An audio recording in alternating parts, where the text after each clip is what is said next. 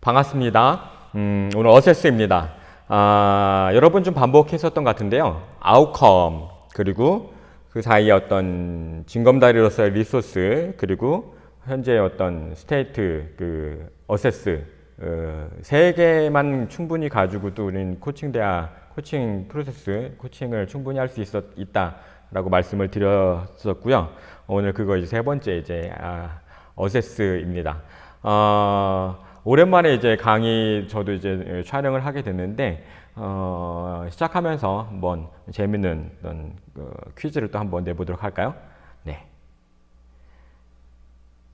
자, 이렇습니다.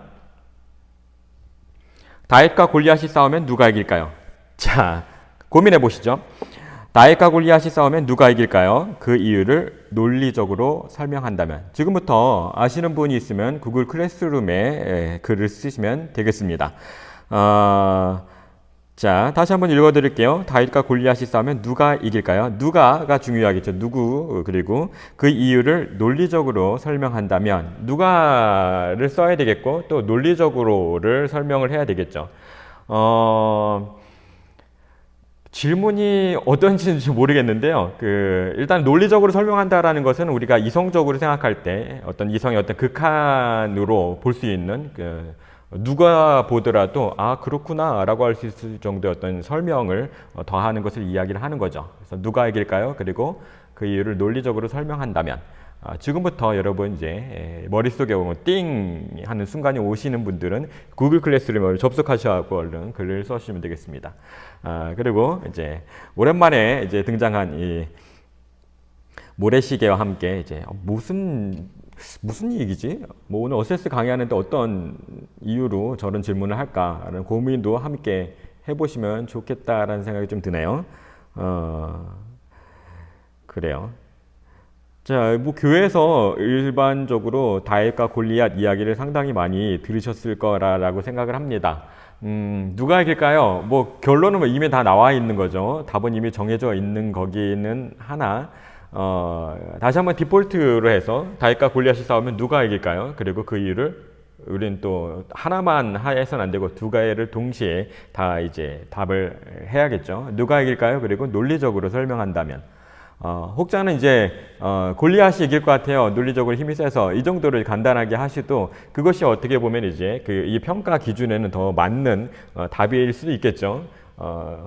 네.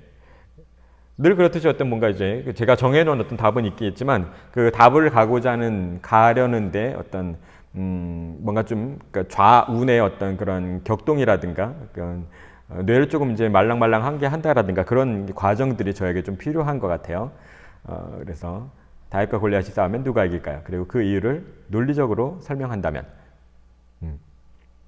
자, 시간이 흘러가고 있습니다. 자.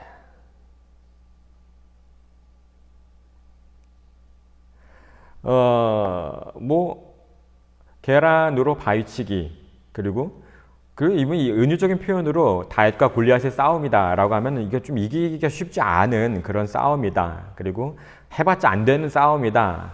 왜냐하면은 그때 당시 다윗과 골리앗에서는 어떤 신의 개입이 있지 않았냐, 기적이 일어나지 않았냐, 뭐 하나님께서 이제 이스라엘 백성들을 살려주신 거 아니냐, 다윗 쓰신 거 아니냐 이런 그런 이야기들을 많이 할 수 있죠. 맞습니다. 자, 그러던 사이에 이제 시간이 다 됐네요. 자, 많이 좀 적어오셨나요? 제가 한번 가서 살펴봐야겠습니다. 그럼 이제 대답을 좀 해드리고, 더 길게 하면 좀 재미가 없으니까, 책을 하나 좀 소개를 먼저 해드리려고 하는데요. 말콤 글래드웰이라고 하는 분 혹시 아시나요? 말콤 글래드웰이 몇 년 전에 쓴 다윗과 골리앗이라고 하는 책입니다. 읽어보시면 상당히 재미있습니다. 말콤 글래드웰은 작가로서 뭐 테드에서도 강연도 하고 그리고 티핑 포인트라는 책으로 상당히 유명합니다. 한 명, 두 명에서 혹은 뭔가 안 될 것 같은 게 세 명이 이게 거기에 모여들 경우에 갑작스럽게 뭔가 큰 일들이 일어나게 되는 그런 이제 티핑 포인트 일이죠. 네. 다윗과 골리앗 티핑 포인트. 네. 말콤 글래드의 책 한번 보시면 좋겠고요. 그럼 답을 한번 해드리도록 하겠습니다. 자, 그 말콤 그레드웰이 쓴 다윗과 골리앗의 책에 의하면 그 고대에는 세 가지 유형의 전사들이 있습니다. 첫 번째는 기병, 그리고 보병, 그리고 포병, 이렇게 세 가지 유형의 전사들이 있습니다. 세 가지 유형의 전사가 필요한 이유가 있겠죠. 각자가 역할이 있고 각자가 강점이 될 수 있을 만한 그런 상대자가 있기 때문에 세 가지 유형이 이제 등장을 하게 되는 거죠. 기병은 뭐 말 또는 전차를 탄 무장 군인을 기병이라고 이야기를 하고, 또 보병은 갑옷을 입고 칼과 방패를 든 군인을 이제 보병이라 이야기합니다. 또 포병은 발사병이라고도 하면서 여기 재미있는 것은 궁수와 투석병을 포병이라고 이야기합니다. 그래서 고대 이제 그 전투를 할 때 이 세 가지 유형의 군사들이 있었다라고 하는 거죠.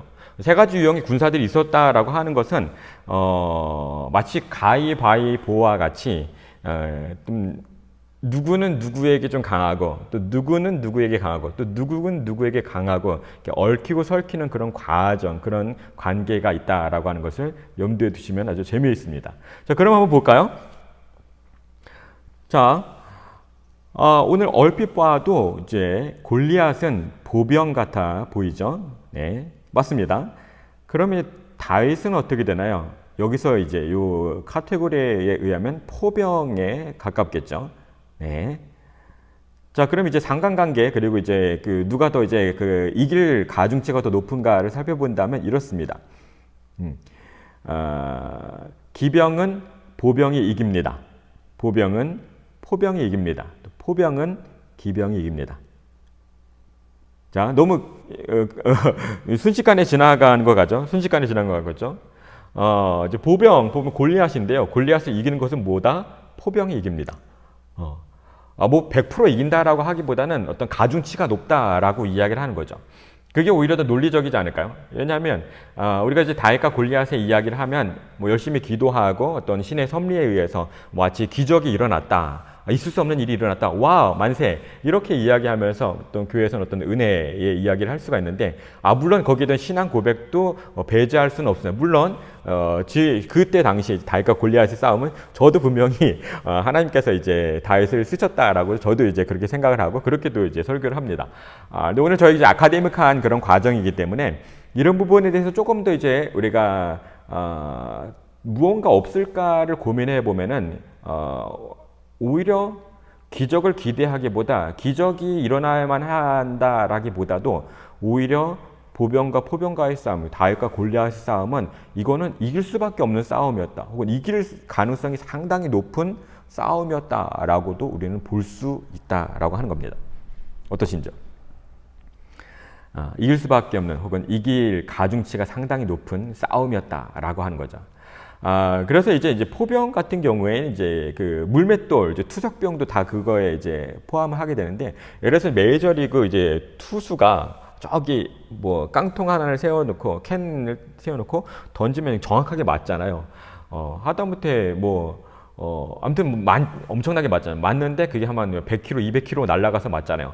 키로의 개념이 잘 없지만, 정확하지는 않겠지만 달려가서, 그래서 그 당시 이제 역사적 기록을 보면은 당시 이제 고대에서 이제 싸움 전태에서 투석병 그리고 이제 물맷돌을 던지는 이제 그런 군사의 경우에는 상당히 정교하게 정확하게 맞출 수 있는 그런 능력을 가지고 있고, 그게 데미지 상당히 거의 총알을 맞는 정도의 큰 그런 뭔가 임팩트가 있는 그런 위력을 가지고 있다라고 분명히 기록을 하고 있습니다. 자, 다윗과 골리앗의 싸움, 누가 이길까요? 다윗이 이깁니다. 그 이유를 논리적으로 설명한다면 다윗이 포병이기 때문에, 그리고 골리앗은 보병이기 때문에 이길 수 있는 가중치가 상당히 높습니다 라고 논리적으로 설명을 해 드릴 수가 있겠고요. 책을 보시면은 나중에 책 재밌어요. 한번 보세요. 보시면 알겠지만 이제 거기서 골리앗이 질환이 있었다라고까지도 이야기를 합니다. 그가 사람을 이제 데리고 왔었고, 그리고 이제 다윗을 제대로 보지 못하고, 다윗이 가지고 있는 것을 제대로 보지 못하고, 그가 이제 달려와서 공격하고 있을 때 이제 잘 보지 못했다라고 하면서, 그리고 혹은 본인이 상대할 사람이 포병이 아니라 보병이었을 것이다라고 생각을 하고 와라라고 이야기했다. 성경에 기록되어 있는 그대로 내용이죠. 그렇게까지도 이야기해요. 내게로 오라라고 이야기했다. 근데 그 모든 것들이 이제 골리앗의 뭐 질환이 있었다, 눈이 보이지 않았다라고까지도 이제 평가를 합니다.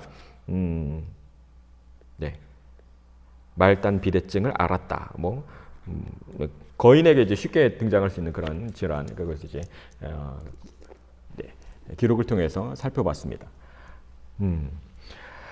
자, 이렇게 좀 몸을 풀기 시작을 했는데요. 좋습니다. 오늘 이제 그 다윗과 골리앗의 이야기를 하면서 세 가지의 유형을 먼저 살펴보게 되었는데, 전투에서만 해도, 고대 전투에서도 뭐 크게 본다면 세 가지의 유형, 세 가지의 카테고리, 세 가지 타이포로지 안에 들어가 있게 되는 거죠. 그래서 오늘 이제 타이포로지 이야기를 먼저 하게 되죠. 어세스를 이야기를 할 때 타이포로지, 그 유형론에 대한 이야기를 이제 짚고 넘어갈 수 있게 되는데요. 먼저 정의를 보면 이렇습니다. 하나의 특성에서 유사점을 추출하고 전형적인 형태를 설정해 본질을 이해하려는 학문, 이것을 우리는 타이폴로지라고 이야기해요. 유형론, 이렇게 이야기를 합니다. 그리고 이것을 코칭해서 유형론을 정의를 다시 한번 한다면 원하는 바를 달성할 수 있도록 자기 성찰을 통해 자기 이해를 할 수 있도록 돕는 도구다라고 말하는 거죠. 여기서 이제 기록 염두에 두어야 될 것은 자기 성찰과 자기 이해에 우리 유형론을 쓴다라고 하는 겁니다. 원하는 바를 달성할 수 있도록. 그리고 이제 지금 어세스의 영역에서 이제 타이폴로지 그리고 휴먼 테오리를 이야기를 하는데, 바라고 원하는 어떤 그런 아웃컴을 다 정하시죠. 주먹이 잘 나오나? 아웃컴, 그리고 그 사이에 현재 어세스가 있으면서 그 사이에 이제 그 리소스를 충분히 쌓게 되면은 바라고 원하는 이 상태로 우리는 분명히 갈 수 있다라고 하고, 이것을 이제 이 갭을 줄이고 이 어떤 징검다리를 충분하게 놓고 여기서 갈 수밖에 없게끔 만드는 것이 코칭 프로세스, 코칭 정신, 코칭 대화다라고 이야기할 수 있겠습니다. 네. 넘어가 볼까요? 이거는 그거네요. 네. 뭐냐면은 러스 허드슨이거든. 러스 허드슨은 애니어그램 지혜라고 하는 책을 쓴, 거의 애니어그램 쪽에서는 바이블과 같은 그런 책을 쓴 돈 리소와 러스 허드슨 둘이 썼고, 이제 그 중에 한 명이 러스 허드슨입니다. 몇 년 전에 이제 리처드 리소가 이제 좀 작고하고 나서, 그 전까지 좀 이제 몸이 안 좋았지만, 러스가 이제 전 세계를 두루 다니면서 이제 애니어그램을 통한 자기 이해, 애니어그램을 통한 어떤 자기 성찰, 어떤 뭐랄까 훈련, 뭐 이런 걸 위해서 이제 전 세계를 좀 다니면서 강의를 하고 있고요. 2012년부터 한 3년 동안 이제 한국에 왔을 때 제가 거기에 함께 가서 같이 강의를 듣고, 친구처럼 나이가 훨씬 많지만 네, 같이 이제 사진 찍었었던 거 보내드렸는데요. 이것을 이제 제가 굳이 여기 강의에다가 올려드렸던 이유는 뭐냐면, 어세스라고 하는 것에 대해서 제가 앞으로 논리적으로 전개해 나가게 될 그런 방점의 부분이 상당히 약간 많은 사람들이 그건 아니다라고도 이야기할 수 있을 법한 그런 이야기이기 때문에 충분히 이제 나 나름대로 많은 이제 연구가 있었고 많은 배움이 있었고 이 정도까지도 좀 배워왔었던 사람이다라고 하는 것을 이제 뭔가 높아심에 좀 해주게 되는 그런 장치라고 보시면 되겠고요. 그렇습니다. 이 정도 러스 과정 이 정도까지를 이제 거의 수학한 사람은 국내에서는 그때 같이 배웠었던 사람들이 있기 때문에 몇십 명은 되긴 하지만 그렇게 많지는 않습니다. 한국에서는 그래도 이제 적업한 그런 스승에게 배웠다라고 하고요. 제가 애니어그램을 전문적으로 하는 건 아니지만 애니어그램과 더불어서 어떤 이렇게 유형론 혹은 성찰의 도구로서 저도 이제 충분해서 코칭 할 때 그 활용하고 있습니다. 애니어그램이 이렇게 되어 있고요. 그래서 뭐 그 트레이너 과정도 있고 이제 수료한 과정들이 있고요. 여러 가지 다양한 어떤 이런 과정들을 수료했다라고 정도 보시면 되겠고요. 그리고 버크만은 이제 직업과 이제 관계, 그 행동 이걸 이제 어우를 수 있는 어떤 어세스먼트가 가능한 어떤 툴이거든요. 버크만도 이제 뭐 원하시면 언제든지 이제 진단을 할 수 있는 그런 자격이 있다라고 하는 거 말씀을 드리고 싶고요. 뭐 물론 이제 유형론의 어떤 대가가 되고자 한다면 훨씬 더 뭔가 이제 많이 더 리스트업을 좀 많이 할 필요는 있긴 하겠죠. 근데 뭐 이 정도만 해도 좀 충분하지 않을까라는 생각이 좀 들고요. 뭘 하나가 이게 전부다라고 하기보다는 뭐 조금씩 배워 나가고 좀 성찰해 나가고 모든 과정을 통해서 좀 겸손해지는 것이 또 오히려 더 흐름이지 않을까라는 생각을 합니다. 밑에 이제 그 기록한 걸 보면 이렇게 되어 있죠. 유형론 장단점을 고려하여 사용 여부를 스스로 선택한다. 유형론의 가장 큰 가치는 자기 이해와 성찰의 도구다라고 하는 것. 다시 한번 언급해 드리는 겁니다. 유형론의 장단점을 고려하여라고 하는 것은 장점도 있고 단점도 있다라고 하는 거겠죠. 맞습니다. 이제 유형론을 코칭의 유형론을 접목을 할 때 장점만 있는 거는 또 아니고 또 단점만 있는 것도 아니고 장점과 단점이 다 있습니다. 물론 저희가 이제 지금 이 강의를 여러분이 듣고 계시다라고 하는 것은 전반적인 흐름에서 CQ를 통해서 이제 이제 고객에게 CQ 문화 지능 척도가 어느 정도인지 나는 어느 정도에 그래서 내가 여기서 어떤 대화를 하고 어떤 라포를 형성하고 어떤 그 전략을 세우고 이런 것들을 이제 여러분들 많이 공부를 하셨을 거라 생각이 드는데요. 그것도 이제 충분히 이제 유형론이라고 볼 수 있겠죠. 이제 상대에 대해서 상대를 충분히 알고 내가 어떻게 대처하겠다라고 하는 어떤 그런 실행계획으로서의 유형론을 이제 쓸 수가 있는 거죠. 그런 면에서 이제 장점이 될 수도 있겠고요. 단점이 있을 수가 있어요. 유형론을 우리가 충분히 알고 있을 때 그것이 단점이 될 수도 있거든요. 어떤 게 좀 단점이 될 수가 있을까요? 이런 경우가 있었어요. 저희 주변에서 이제 함께 이제 공부할 때 애니어그램 쪽을 이제 인터내셔널 그럼 이제 더 EI 러스 어드슨한테 배운 분들이 주변에 좀 많이 도반들이 많이 있거든요. 그분 중에 한 분이 이제 이런 이야기를 한 적이 있어요. 이분이 애니어그램 이제 타입 2인데 타입 2 같은 경우에는 이제 대한민국에서는 여성이라면은 상당히 많은 퍼센티지로 타입 2가 나오는 어머니의 경우는 뭐 거의 이제 절반 가까이가 타입 2가 나오는 좀 과정이 심했지만 그런 분이었는데 이제 본인이 공부를 하고 나서 내가 이런 과정이 되니까 내가 이렇게도 한번 선택해 볼 수가 있겠다라고 하는 그런 염두를 두고 그걸 의지적으로 선택을 하게 되는데 주변에서는 아니 타입 2인데 왜 저런 선택을 하지? 라고 하는 그런 오히려 이게 그 틀 안에 가둬버리는 그런 일들을 하게 되죠. 저 같은 경우는 이제 애니어그램 조금 이제 나중에 한번 유형론 한 가지 이상 정도는 좀 깊이 한번 배워보시는 것도 내재하는 것도 충분히 좋겠다는 생각이 드는데요. 저는 이제 타입 7이거든요. 7번. 7번의 가장 큰 이제 이슈는 뭐냐면 7번인데 담임 목회를 해? 뭐 이런 거.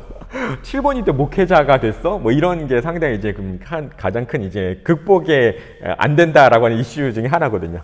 7번에 막 이렇게 하는 가지 진득하니 하는 걸 잘 못하고 막 이것저것 막 이렇게 막 하는 그런 형태. 정신없이 막 그런 건데. 정신없는 거는 좀 얼핏 봐도 겉으로 봐도 영락없는 7번이긴 하나 7번이 어느 정도 좀 성화되었을 때, 7번이 어느 정도 성장이 되었을 때, 또 이제 훈련이 충분히 되었을 때 꾸준히도 할 수 있다라는 거죠.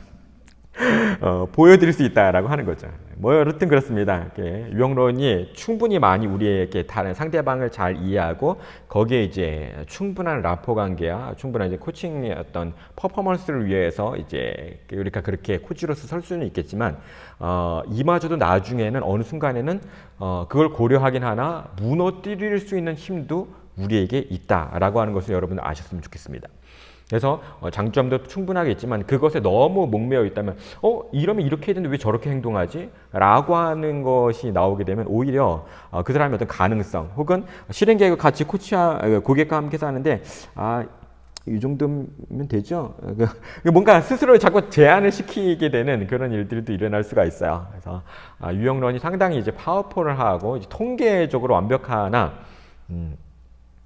그 이상의 것을 어떤 더 큰 무언가를 위해서는 때로는 거기에서부터 훨씬 더 자유가 필요하다라고 하는 것을 말씀을 드리고 싶습니다. 네. 이런 질문 한번 해볼까요? 지금의 나는 언제부터 시작했을까? 지금의 나는 언제부터 시작했을까? 지금 언제부터 라고 하는 것은 때를 이야기를 하겠다라는 거죠. 지금의 나는, 여러분, 저는 언제부터 시작했을까? 라고 하는 겁니다. 다음에 슬라이드 보여드릴 거는 전 세계 그 어디를 가도 한 번도 볼 수 없는 그런 슬라이드를 여러분에게 보여드릴 건데요. 그 이유는 이제 제가 만들었기 때문에 제가 만들었기 때문이고요. 한번 이제 다듬고 뭐 정교해질 필요는 있겠으나 때에 관련돼서 언제에 관련돼서 좀 이게 시간 타임라인을 좀 길게 한번 저 나름대로 이제 정리를 해봤는데 그것을 좀 간단하게 소개를 한번 해보려고 합니다. 오케이. 근데 갑작스럽게 뭔가 이제 크게 나오면은 뭐야 어떻게 되는 거야 라고 하실 수가 있죠. 설명 들으면 충분히 쉽습니다. 한번 볼게요. 왼 위는 이제 그 타임라인이죠. 그 타임라인 태초라고 하는 왼쪽에 태초 T0 이제 T0 처음에 태초 요한복음 1장 1절 이야기는 태초를 이야기한다면 그 태초로부터 쭉 시대가 흘러왔죠. 이건 이제 저희 흐름은 여러분의 흐름이라고 볼 수 있겠는데 어느 한 방향으로 흘러가고 있어요. 근데 우리가 어느 순간에 이제 현존하게 되는, 존재하게 되는 순간이 오게 되는데, 그리고 우리가 T2라고 이제 가명을 한번 짓겠습니다. T2에 여러분이 출생이 일어나게 돼요. 탄생이 일어나게 됩니다. 지금 저희는 유형론을 좀 보고 있는 겁니다. 유형론. 탄생이 일어나게 될 때, 거기서 카테고리가 형성이 됩니다. 어떤 형성이 되나요? 출생에서. 물론, 이게 조금 달라질 수가 있는데, 한번 좀 다시 한번 볼게요. 출생을 하는 순간 지금 성별 인종은 그 전이죠. 성별 인종은 그 전이고 출생하는 순간 국적이 결정이 됩니다. 출생하는 순간 국적이 결정이 되죠. 그래서 때로는 이제 미국 국적을 갖기 위해서 어떤 이중 국적을 갖기 위해서 미국에 가서 이제 출산하는 경우도 더러 있죠. 출생하는 순간 대한민국에서 출생하게 되면 대한민국 국적 어딜 출생하든지 간에 대한민국 이제 부모 아래에서 태어난 어떤 누군가라는 사람은 다 대한민국 국적을 갖게 되죠. 그게 출생하는 순간 일어나게 되는 일이 이제 그렇죠. 거기서부터 이제 나는 이제 대한민국 국적, 나는 이제 미국 국적, 어떤 국적 하면서 뭔가 거기에서 나름대로 어떤 카테고리, 그러니까 유형이 이제 형성이 되죠. 거기에 이제 한 그룹에 여러분들이 들어가게 됩니다. 그렇게 되면서 어스트랄러지는 이제 점성학을 이야기하는 건데요. 이제 태어난 순간에 결정된다라고 이야기하는 이제 뉴트리노는 뭐냐면 가장 이제 작은 이제 중성 미자를 이야기하는데 우리가 태어나면서 첫 번째 어머니로부터 이제 그 호흡을 하다가 탯줄은 있더라도 태반을 이렇게 태반에서부터 나오게 되고 터져서 나오게 되면서 이제 세상에서 처음에 이제 코로 호흡하게 되는 첫 번째 호흡이 있을 수 있거든요. 첫 번째 뭔가 이제 그 전에 이제 그 어머니 뱃속에만 있다가 나오면서 이제 바깥쪽에 이제 공기 내에서의 첫 번째 하는 첫 번째 호흡이 물론 탯줄이 연결이 되어 있다 할지라도 첫 번째 호흡이 있죠. 첫 번째 호흡이 일어날 때 이제 그 우주에 있는 뉴트리노 입자가 우리 몸을 관통을 한다라고 합니다. 관통을 하는데 정말 재밌는 건 뭐냐면 그 입자가 관통을 하는 거거든요. 관통을 하는데 중량이 있어. 이거 아직도 잘 모르겠는데 뉴트리노가 이제 관통을 했는데 관통을 하면 통과해서 없어져요. 빛이 이제 통과한 건데 중량이 남아요. 근데 첫 호흡 때 이제 결정이 되는 게 그래서 이제 점성학, 어스트랄러지가 그때 결정이 됩니다. 그리고 제가 알기로는 휴먼 디자인도 이때 결정이 되고 이제 사주 명리학도 아마 이때 결정이 되거나 하면 요게 좀 더 전에 이렇게 결정이 되는 거죠. 그래서 우리가 처음에 출생할 때부터 출생하는 순간 결정되는 것이 상당히 많고 그것에 따라 이제 인구에도 77억 인구가 계속적으로 다 이제 카테고리화 되어 가는 거죠. 여러분 잘 이제 따라오고 계신가요? 지금 뭔 얘기하는 거야? 라고 하고 있는 건데 지금 코칭 강의에서 지금 무슨 얘기를 하는 건지 모를 수 있겠는데. 근데 여기 재밌는 건 뭐냐면은 출생 이전에 어머니 뱃속에 있을 때 어느 순간 잉태되는 순간과 출생 그 사이에 우리는 성별이 결정이 됩니다. 물론 이제 정확하게 이건 제가 잘 모르겠는데 어느 순간인지 모르겠는데 그 잉태의 순간과 어떤 그 출생 그 사이에 분명히 그때 결정이 되고 그때 인종이 결정이 되는 거죠. 마치 이게 네, 그때 결정이 됩니다. 네. 양자물리학처럼 이제 딱 태어날 때 결정이 돼. 그렇진 않아요. 잉태되는 순간부터 또 출생 사이에 어떤 그 결정이 일어나게 되죠. 그리고 이제 기질도 이제 그 사이에 일어나게 되고 오행, 음양 오행, 그리고 뭐 사상 체질 그때 이제 결정이 됩니다. 그리고 애니어그램 같은 경우에도 이제 그때 결정이 된다라고 이야기를 해요. 뭐 여기 이제 나오고 있는 이야기들이 상당히 그 시점에 대해서 많은 사람들이 학자별로 또 어떤 전문가별로 조금씩 다를 수는 있습니다. 근데 좀 이해를 돕기 위해서 이제 여러분들이 이제 소개해 드리는 거고요. 누가 뭐 제가 이랬더라 막 이렇게 이제 막 퍼나르시는 않으셨으면 좋겠어요. 저도 연구하고 있는 중이고 이제 거기에 이제 어세스를 좀 더 심도 있게 이제 보기 위해서 오늘 이제 강의를 진행하는 거기 때문에 애니어그램 같은 경우에 그래서 어떤 사람이 이제 태어날 때부터 태어나면서 결정이 된다라고 이야기를 하고요. 어떤 사람이 태중에서 이게 어머니의 배를 발로 차는 이게 남다르고 봤더니 여전히 그랬어. 그러면서 이제 그 태중에서부터 이제 애니어그램이 결정된다라고 하는 그런 사람들도 있습니다. 저도 개인적으로 이제 애니어그램은 지금 잉태 순간일런지는 모르겠으나 그때 결정이 된다라고 생각을 하고 이것이 어떤 그런 피지컬한 것인지 혹은 그 내에서 어떤 태교의 어떤 사회화, 어떤 문화적인 접근으로 인함인지는 좀 더 뭐 다 연관이 다 영향은 다 받아요. 다 받지만 어떤 게 더 크게 가중치가 있다라고 하는 것은 뭐 특별히 좀 말씀을 드리기가 좀 어렵다, 또 쉽지 않다라고 말씀을 드리고 싶어요. 네. 그래서 좀 출생을 했습니다. 여러분 출생을 했어요. T2에서 출생을 했죠. 근데 T1 어디선가부터 이제 계속적으로 이제 우리의 어떤 존재가 이제 일어나게 되는 거죠. 네. 그리고 아마 그 사이에 T0와 T1 사이에도 뭔가 우리 존재에서 한 번도 밝혀지지 않은 무언가가 있을 수도 있어요. 조금 이렇게 여기까지만 얘기해 좀 더 더 이렇게 논란이 될 만한 이야기는 하진 않겠고 그럴 수 있습니다. 있을 수도 있지만 그것은 아주 과학적으로는 이제 뭔가 드러난 것은 아니기 때문에라고 하는 거죠. 과학이라 하는 것을 우리가 다 맹신할 필요는 없는데요. 그렇다고 하더라도 지금 현재 뭔가 프린서플이 되기 위해서는 과학적인 검증과 반복이 되었을 때 어떤 어느 정도 충분한 어떤 퍼센티지가 되어야 가능한다라는 건 맞습니다. 우주 역사가 130억 년이라는 거 맞고요. 지구 역사가 46억 년이라는 것도 맞죠? 맞습니다. 과학에서는 분명히 드러난 거예요.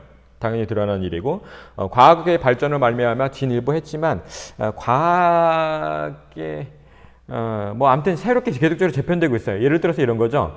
달이 없었던 시기가 있어요. 지구는 있는데 달이 없던 시기가 있었습니다. 근데 지구에는 이제 밀물과 썰물이 달의 영향을 받아서 밀물과 썰물이 일어나게 되는 거거든요. 이런 경우 이제 현상에 대해서 없었었던 일 혹은 있었던 건지 이런 것들에 대한 명확하지 않음이 있을 수가 있겠죠. 네. 정말 놀라는 건 달이 없었는데 밀물 썰물이 있었어. 그러면 이게 더 혼동에 빠질 수가 있겠죠. 여기까지. 더 많이 나아가진 않고. 네, 여기까지. 그래서 이제 그 과학에서는 뭔가 주어진 값을 뭔가 뚝 떨어지는 경우가 있어요. 허준의 동의보감 같은 경우에도 그렇죠. 뭔가 이제 연구를 해서 그걸 가지고 통계치를 만든다라기보다는 그러기엔 사람이 희생이 너무나 많을 수밖에 없었지만 근데 이제 동의보감 이제 저술 할 때 이게 제가 정확하지 않지만 제가 그 흐름에 따라 좀 이해를 한다면 뭔가 주어진 값이 있었기 때문에 그것을 알아차리고 그것에 대해서 이제 검토하는 정도로 해서 그게 통계가 되어버린이라고 하는 거죠. 네, 잘 졸지 않고 잘 따라오고 계신 거죠? 무슨 얘기하는 건지. 지금 여러분들 지금 어세스 강의에 여러분들 함께 몰입하고 있는 겁니다.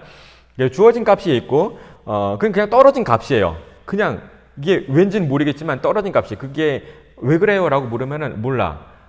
예를 들어서 이런 거죠. 중력이 있어. 중력이 있는데 중력이 왜 있나요? 몰라요. 중력이 왜 있는지 모르겠어. 뭐 아인슈타인도 모른다 그랬어. 근데 그거 가지고 왜 모른다, 너 공부 안 했냐, 이렇게 하면 안 돼요. 주어진 값이고, 주어진 값으로 말미암아 통계는 더욱더 견고해지고, 그로 말미암아 다시 주어진 값이 이제 공고해지게 되는 이제 이런 흐름도 있게 되고, 유형론도 마찬가지지만 어느 순간에 뭔가 주어진 값이 있을 수가 있었겠죠. 혹은 뭐가 우선이라고는 할 수 없겠지만, 혹은 이런 어떤 계속적으로 반복된 어떤 그런 수치로 인해서 어떤 함수가 만들어지고 통계가 되어서 그것이 이제 지금 이제 보편화되어 있는 어떤 통계로 많은 사람들에게 주는 이제 유형론이 될 수 있는 것도 그런 흐름일 수도 있겠습니다. 네. 여튼 이제 여러분 지금 T2에서 출생을 했어요.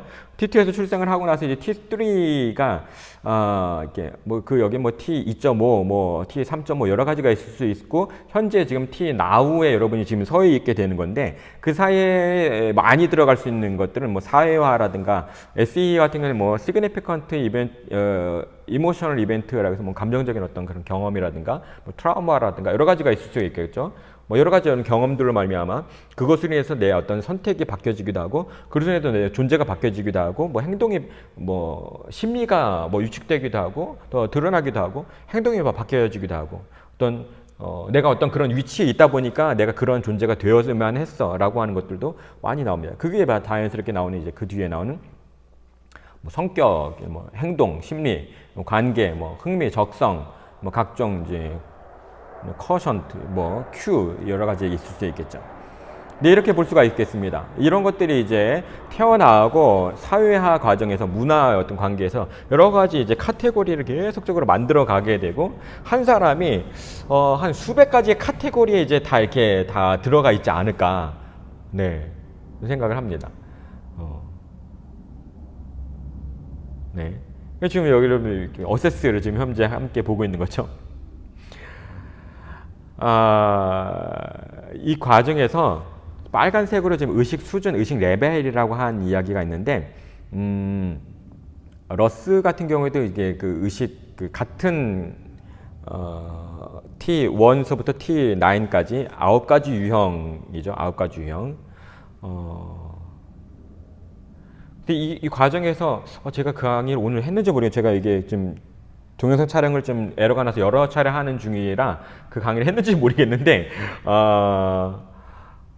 누군가 태어나면 이제 한 사람, 앞서 강의를 했다면 다시 한번 들으시고, 한 사람, 그러니까 인간이라면 태어나면 이제 한 유형, 인간이라는 한 카테고리에 이제 임하게 되죠. 또 피지컬하게 태어나면서 어떤 그런 이게 좀 요즘 젠더의 어떤 이슈들이 많긴 하겠지만, 남성과 여성을 이제 투 카테고리로 나눠지게 되고, 거기서 좀 어떤 여러 가지 또 한 세 가지 유형의 어떤 카테고리, 세 가지 유형의 카테고리는 뭐가 있을까?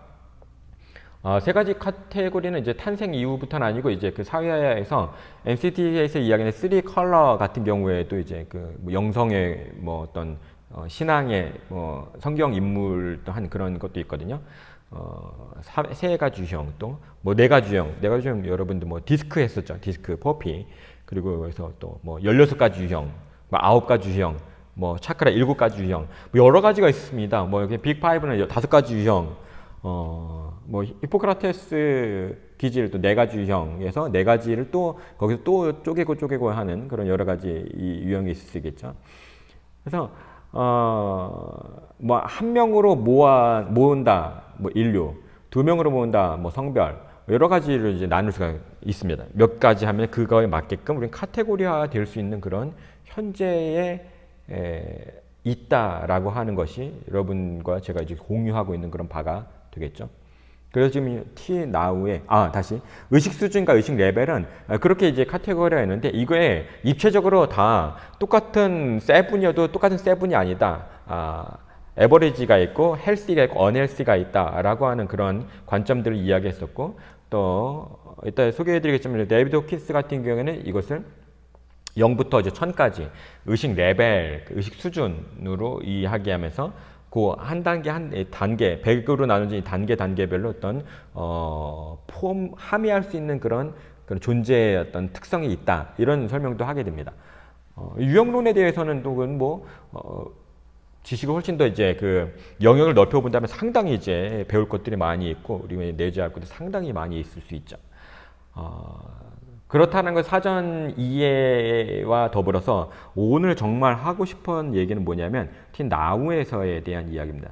T now, now죠. now에서 T now 플러스 1까지 우리는 현재 여기 here and now 여기 지금 여기에서 어떤 무언가로 선택을 할 수가 있게 됐고 그것이 정방향이든 어떤 반방향이든 나아갈 때 T now 플러스 1의 결과로 도달할 수 있다라고 하는 게 어세스 부분에서 또 유형론 부분에서 여러분에게 좀 드리고 싶은 이야기입니다. 다시 이게 상당히 이제 이 원리를 안다면 왜 그러냐면 here and now라고 하는 빨간색 이 곳에서 우리가 어떤 선택을 하잖아요. 선택을 한다라고 하는 그 유형론의 입장에서는 그 선택을 하냐 마냐, 네가 그런 선택을 하냐 마냐 어떤 가중치도 이미 결정이 되어 있음을 이야기합니다. 왜냐하면 유형론 자체가 이제 과거에 무수히 많은 그런 빅데이터를 통해 각자 개개인 어떤 빅데이터를 통해서 현재에서 어떤 선택을 할 수 있는가를 이미 정해 놓아 있거든요. 이미 바운더리가 되어 있어.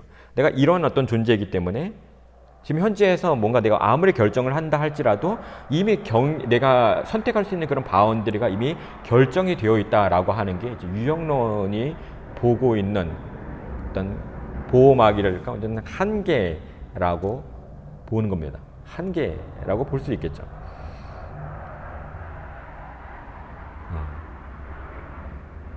근데 이게 무시할 수 없는 게 프로이드 같은 경우에도 과거에 지금 현재에 있었던 어떤 한 상황은 과거에 있었던 어떤 그것들이 이해가 되기만 하면 여기서 해결이 된다라고까지도 이야기를 했거든요. 유형론을 이제 어느 정도까지 우리가 이해하느냐에 기로했는데 지금은 제가 여러분들에게 조금 더 하드한 그런 영역들을 지금 이렇게 주입을 하고 있는 거다라고 말씀을 드리고 싶고요. 그렇기 때문에 T now에서 그냥 선택을 하면 된다라고 하는 제 말에 어떻게 그렇게 해야 됩니까? 라고 여러분 질문을 하셔야 돼요. 그렇죠? T now에서 뭐 정방향이든 반방향이든 어떤 뭐 그대로든 선택을 하면 T now 플러스 1에서 그대로 된다, 아웃컴이 된다라고 제가 지금 이야기를 하고 있는데 그 얘기를 어택을 해야 된다라고 하는 거죠. 유형론의 세상에 살아가고 있는 모든 이들이라면 네, 그런 이야기입니다. 오케이.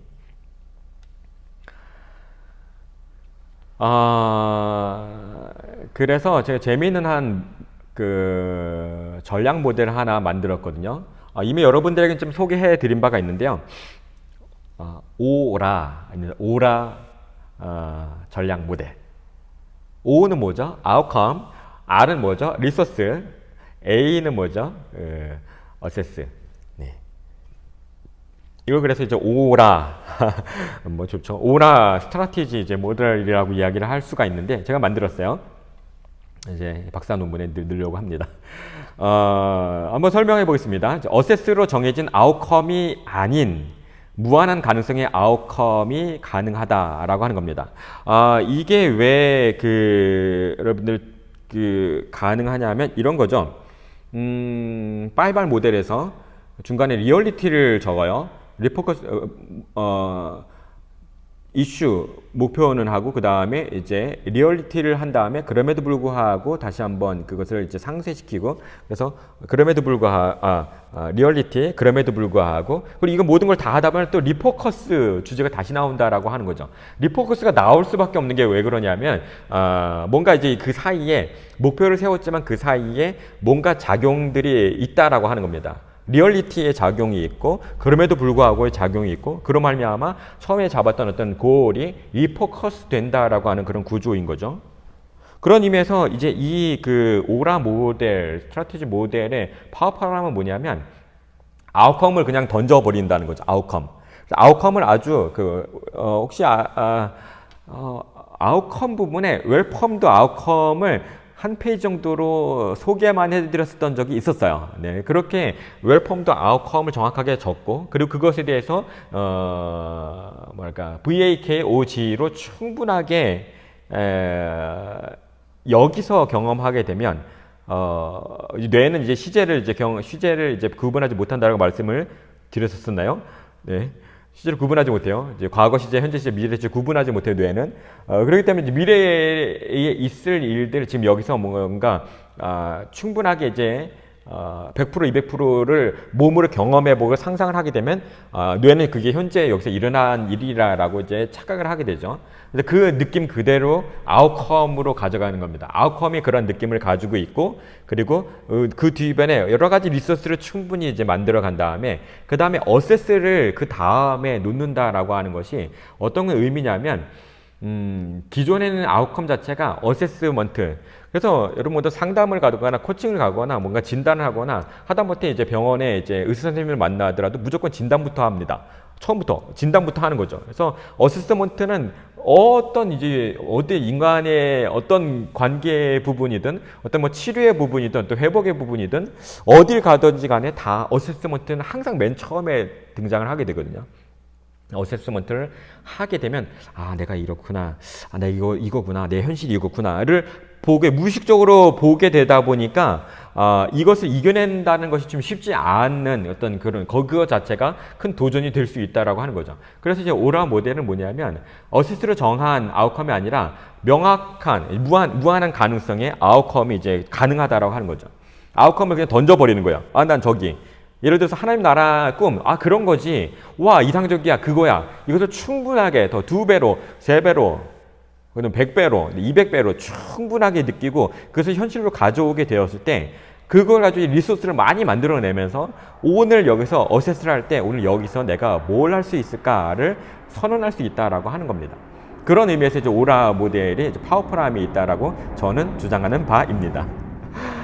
그래서 명확한 아웃컴을 위해서 첫 번째 스텝이 바로 오늘 이거죠. 첫 번째 스텝이 이제 어세스에서 시작되는 거죠. 책임감도 어세스에서 시작이 되는 거죠.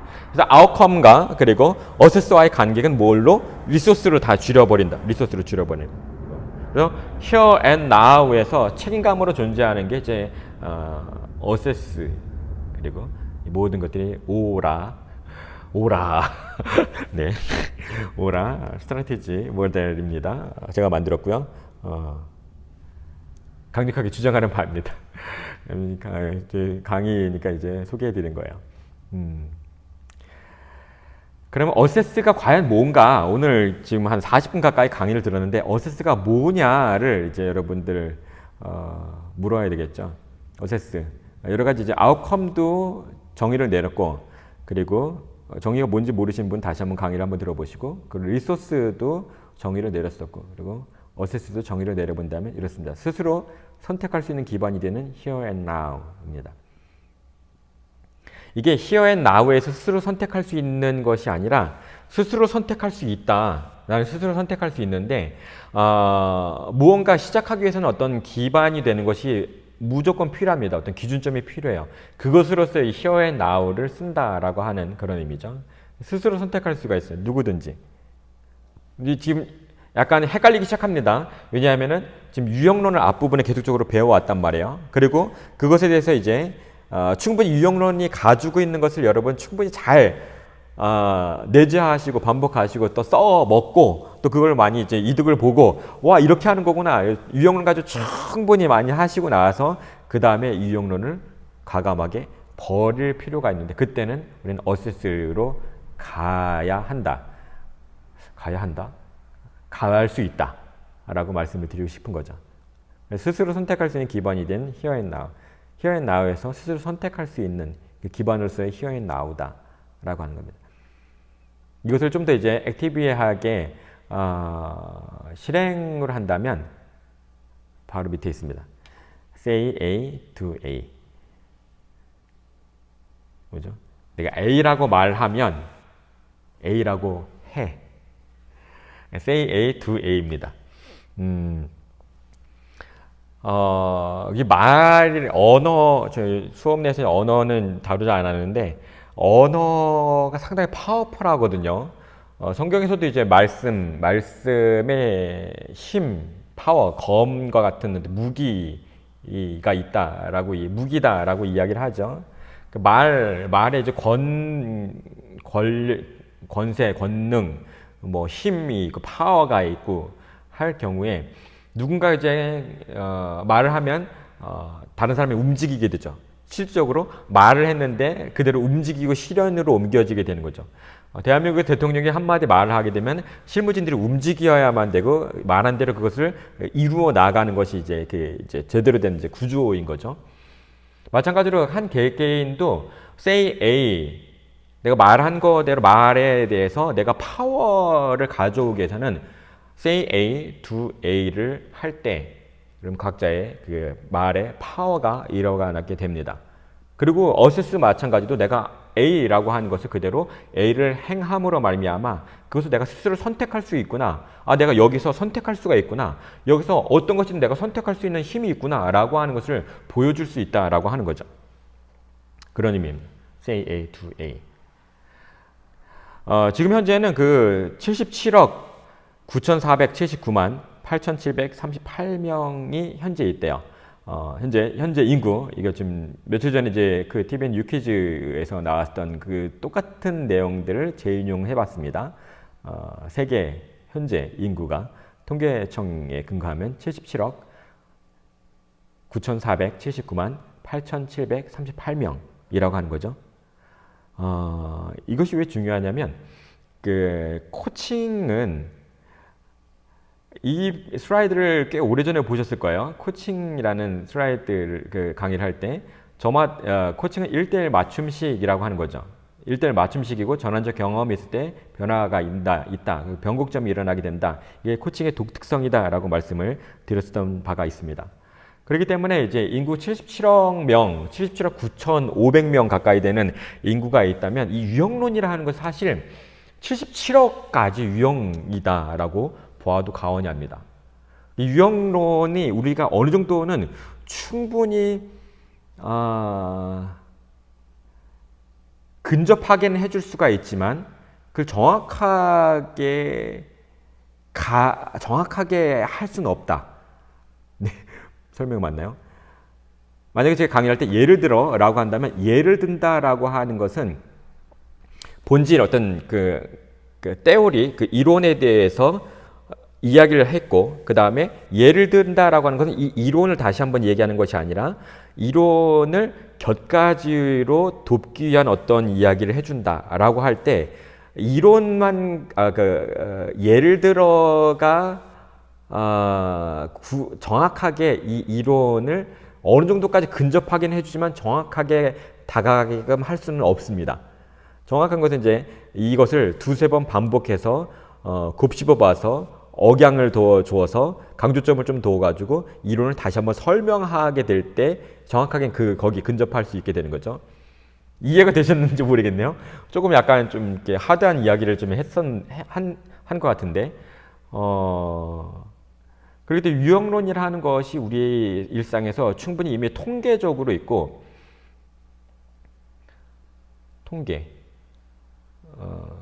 통계도 마찬가지죠. 통계에서 이제 자유민주주의 국가에서는 이제 가장 큰 여러 가지 편차가 있는데, 가장 큰 사람이 엄청나게 많은 에서 한 명이라도 더 많은 다수결의 원리로 이걸 선택하게 되죠. 그런데 만약에 팽배하게 51대 49였을 경우에는 이제 52일은 그 뜻하는 대로 됐지만 나머지 49%의 거의 절반에 가까운 사람들은 그 뜻을 이루지 못하는 것이 이제 자유민주주의 국가.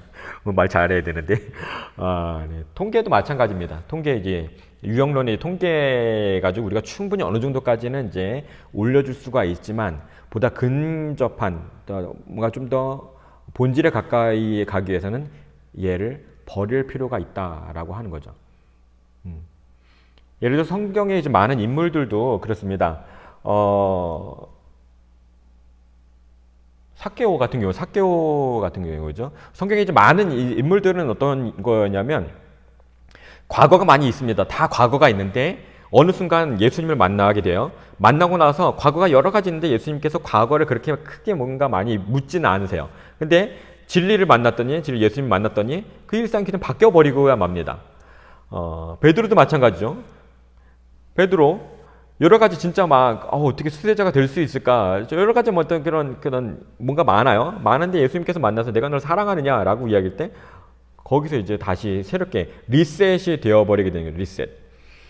그래서 만약에 유형론이 있다면 그 유형론 베드로 같은 유형에서는 거기서 안 되지. 이게 될 수가 없어라고 하는 건데 유형론의 한계가 바로 거기 있습니다. 그걸 넘어서게 됐잖아요. 삭개오도 그걸 넘어서게 된 것. 그리고 성경에 많은 인물들은 오늘 여기서 과거에 어떤 무수히 많은 것들이 다 없다 할지라도 바로 오늘 여기서 결정하게 되면 달라지게 된다라고 하는 겁니다. 네. 그런 의미에서 이제 오늘 지금 저희가 꽤 오랜 강의를 하고 있는데 여태까지도 뭔가 제대로 했나 모르겠다라고 하시는 분들이라도 괜찮습니다. 오늘 여기서부터라도 제대로 이미 이제 다 레코딩이 많이 되어 있기 때문에 결심한다면 충분히 이제 우리는 오늘 여기서 here and now 여기서 이제 결정할 수 있는 그런 존재의 파워가 있는 우리 그리고 say A, do A 이 존재가 있다라고 하는 거죠. 오케이, 좋습니다. 그래요. 학자를 오늘 좀 소개를 안 해드렸는데 학자를 소개한다면 폴트리나 이제 빅터 프랭클 정도를 소개할 수가 있겠습니다. 폴트리는 궁극적 관심, 인간이라면 누구든지 다 이제 신에게로도 종교에게로 궁극적인 관심, 코어한 어떤 내면 깊은 곳에서 인간의 어떤 경험에 궁극적인 어떤 존재에 대한 being of being의 존재에 대한 어떤 관심이 있고 그리고 빅터 프랭클은 이제 극한에서도 우리는 선택할 수 있는 존재다라고 하는 의미를 찾을 수 있는 존재다. 그래서 상당히 파워풀합니다. 아무것도 없는 상황에서 아무것도 없는데 거기서 의미를 찾아낼 수 있는 존재라고 선언한 것 자체가 얼마나 파워풀합니까? 두 인물 오늘 이제 슬라이드에서 따로 넣지는 않았는데 두 인물 나중에 한번 살펴보시면 좋겠고 강의를 좀 마무리해야겠죠. 집사부일체라는 SBS 드라마가 있는데요. 오늘 좀 볼까 했는데 이 챕터 자체가 상당히 좀 길더라고요. 한 30분 정도 되는데 한번 나중에 가서 한번 보시죠. 뭐냐면은 2008년도가 아니라 2018년도일 거예요. 2018년도 9월 30일자에 히포크라테스 기질 테스트를 4명을 기질 테스트를 하는 게 있는데 정확하게 다 다른 사람이어서 그걸 서로 이해하는 그 과정에서 이게 막 깊은 어떤 감동과 어떤 이해의 어떤 시원함 그런 이야기를 하는 건데 한번 꼭 보시죠. 정말 재밌게 잘 구성을 했습니다. 오늘 함께 보려고 하는 것은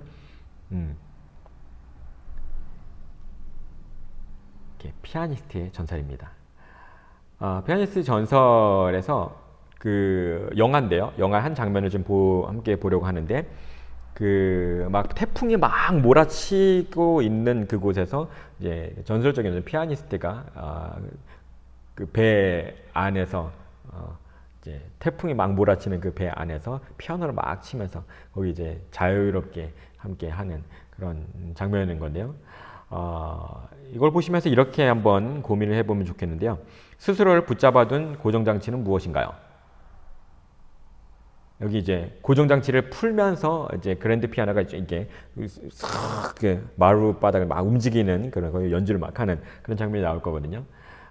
링크를 통해서 보시면 되겠고, 스스로를 붙잡아둔 고정장치는 무엇인가요? 그리고 이렇게 자유로운 삶, 옆에 있었던 오른쪽에 있는 분이 처음에 이제 두려워하다가 어느 순간 막 이것을 함께 누리게 되는 그런 장면이 있는데요. 여러분은 언제쯤 이렇게 누리는 삶, 이 삶을 누릴 수가 있을까요? 누리게 될까요? 완전히 고정장치를 풀어서 누릴 수가 있게 될까요? 폭풍이 몰아치더라도. 근데 그런 삶에 대해 이름을 붙여본다면 어떻게 할까요? 네. 보고 오도록 하겠습니다.